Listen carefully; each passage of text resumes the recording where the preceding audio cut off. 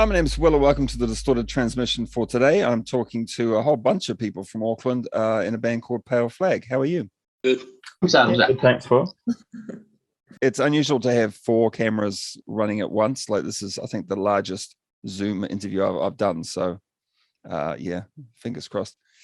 For the sake of people who don't know who you are, would you be so kind as to introduce yourself and what you do in the band? So I'm Jack. I play guitar. I'm Bosso, and I play drums. I'm Isaac, and I do the vocals in the band. I'm Alex, and I play bass. And who's missing?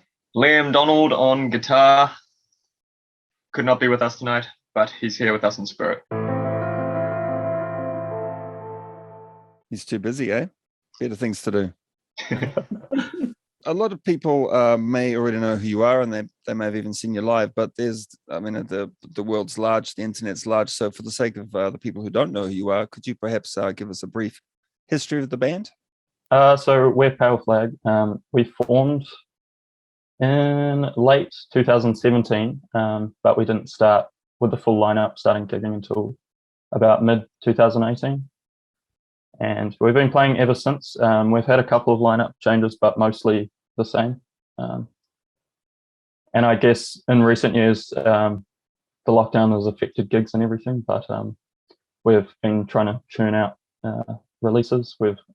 So far we've released one single, which was in 2018, called In This Moment. And we released our first 6-track EP in 2019 called Emergence. And that was the first music that we did full physical releases and everything for. And since then, we've just released a recent single called Delusional Exhibition back in May. And we have a lovely music video to go along with it. You've just gutted all my questions, but that's fine. Sorry. Your most recent member is Alex, is that correct? So Alex joined the band a few months ago. I don't actually know which month it was. It was not a few months ago. Well, the first gig I did with you guys was December last year. Yeah, so almost a year. Is that all ages show? Time flies. Yeah, in Ellerslie. Yeah. Yeah, that was a good one. So a few months ago, like 11 months ago. Cool. That's more like it. Yeah, more like a year. I like it. Yeah. I actually thought that you joined like much more recently, but obviously if you've been in there for a year, obviously things must be going pretty well, yeah? Yeah, things are going pretty well. I think it seems like I've only been in the band for a few months, because there was a bit of a transitional period where, because I originally was just filling in for a gig in December, just helping out because the bassist couldn't do it. So that's kind of how it started. And then I think he wanted to do less or pull out or whatever. So I kind of jumped in as more of a permanent member. Yeah, but yeah, it's been good. It's been a different experience. It's been really cool on my end because I had witnessed Pale Flag when they started. I was doing live sound at the time at Ding Dong, so I kind of saw them grow throughout the years, and they also played at my 21st. So yeah, it's kind of cool. Yeah. Have you developed your kind of crab stance, like for the breakdowns? I'm working on it still. Like I'm getting closer now, but yeah, it's hard because I try not to fall over every time I headbang. So yeah, it's fun though. As long as you don't stand next to Jack, you won't get a guitar in the head, so it's all good. That's another thing. It's like trying not to get hair caught in places. Yeah. Oh god, that takes me back. Remember when Nick's hair got caught on Liam's guitar? Did it actually get yanked out at all? I don't think so. Clump? Yeah. Nick's a crafty individual. He found a way to unwrap it, but it's so funny.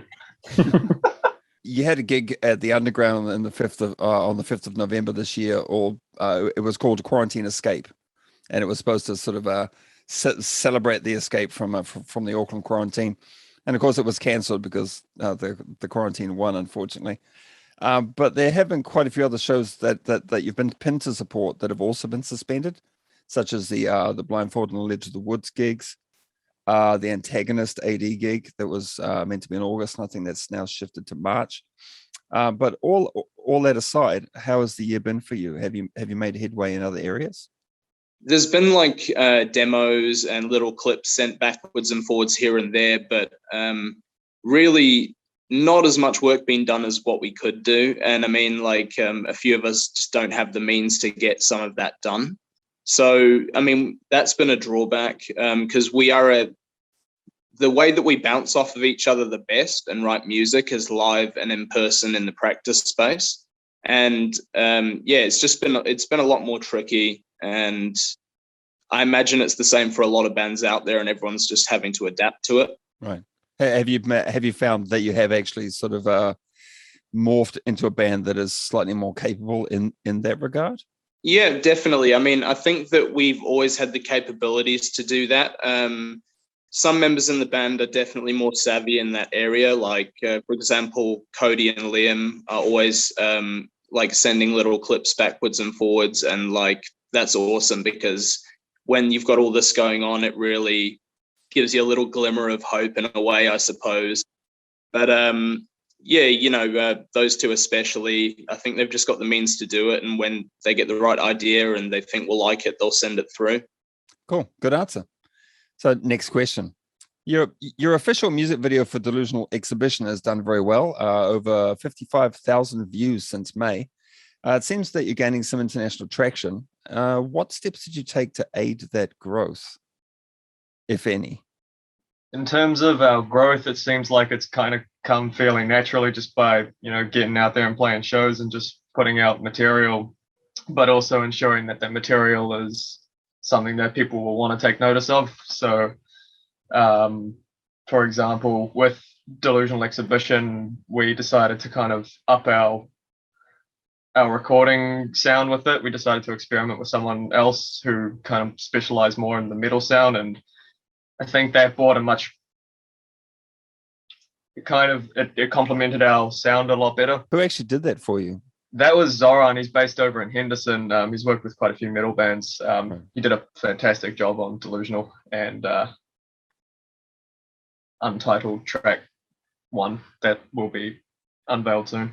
Okay. Obviously, we hit up our boy Jesse for the music video because he is a master with that craft, and he's always got something new to bring to the table. He's so innovative with his ideas, and we just gel with him so well. He knows what we want. If I may, I feel like with working with Jesse on music videos, sometimes we would go to him with like very little of an idea, which is typical of us because sometimes we just don't put enough time in there. We're so busy doing other things. And we won't hear too much, and then it will get pretty close to when we're going to see him. And he'll just pitch this idea to us. And he has the greatest like visions and just like cool ideas for the theme of like sort of what we're going with. And obviously we could be more helpful there, but like every time we've worked with him, he comes up with something like awesome. And each time we've worked with him, it's just gotten better from the last time as well. Jesse's really got that that down because I've seen a bunch of his videos and they're all really impressive. So good choice, man. For actually all three of our videos that we shot with him, he's always had storylines in mind, and he's taken other days out to go out into town at 12 o'clock at night and film said parts for the story, which I think is just it's awesome. Yeah, it's cool, eh? Going that extra mile. Yeah, exactly. That's why he's such a GC. He's a man. Have you got any other plans for 2022? Since you've kind of mentioned that there is new recording on the horizon already, I thought we could probably skip that question. With the lockdowns and COVID and everything, it's all a bit uncertain with what we can and can't do. With travel bubbles closing and opening all the time, it's kind of hard to organise shows. But at the moment, we have a few shows lined up, albeit hopefully they can happen. And we have a couple of releases lined up, so we're hoping to do what we can with that and play as many shows as possible and just keep doing what we're doing. It's quite hard to interview bands at the moment because they have some plans and maybe they're going to be cancelled, and they have some music coming out, but they're not too sure when to release it. because they're not too sure when they can tour and support that release. So it's kind of like everyone's like, yeah, maybe we're going to be doing something, or maybe not. Yeah, and it's a matter of knowing whether to just release what you want to release now, but we can't really do anything, or if we hold off until we can actually put it out with a bang and run a string of shows. And it's hard to know when the iron is going to be the hottest, right? Because you could release it now and then you can't tour it, and then by the time you can, it's kind of blown over. Everyone's seen it. It's kind of done. So exactly, yeah, it's not easy.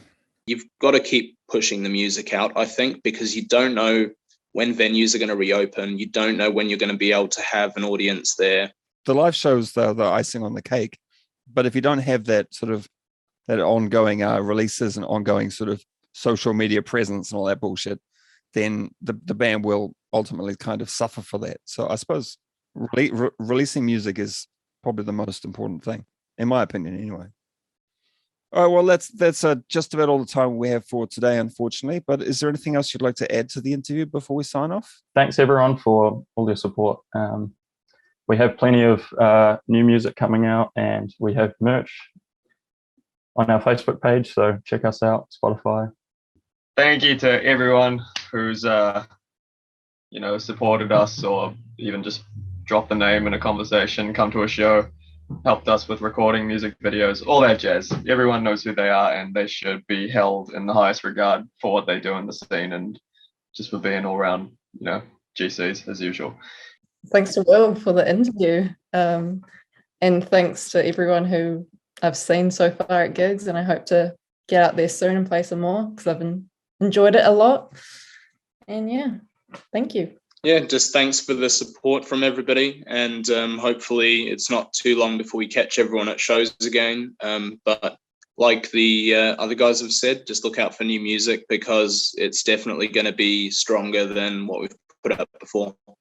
And thanks so much for having us on, Will. Welcome, man. Very welcome. All right. Well, thanks everyone for watching, and I'll catch you later.